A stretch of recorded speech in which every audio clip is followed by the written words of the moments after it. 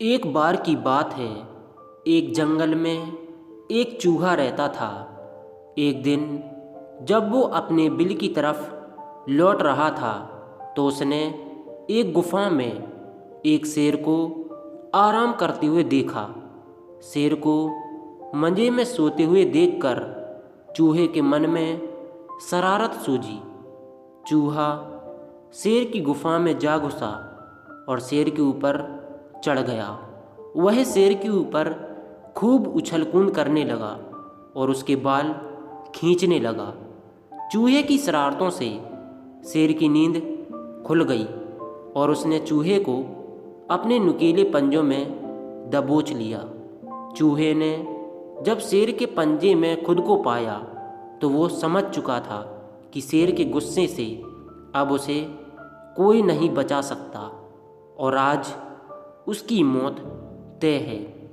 चूहा बुरी तरह डर गया और रो रो कर शेर से विनती करने लगा कि शेर जी, मुझे मत मारो, मुझसे भूल हो गई, मुझे जाने दो।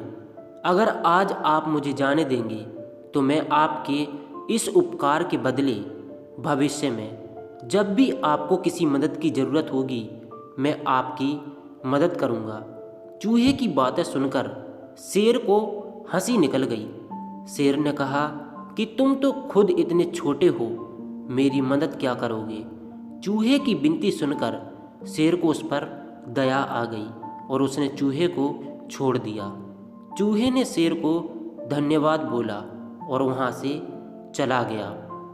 कुछ दिनों बाद जब शेर खाने की तलाश में इधर उधर घूम रहा था तभी अचानक किसी शिकारी के फैलाए जाल में फंस गया। शेर ने खुद को जाल से निकालने की भरपूर कोशिश की लेकिन खुद को निकाल नहीं पाया।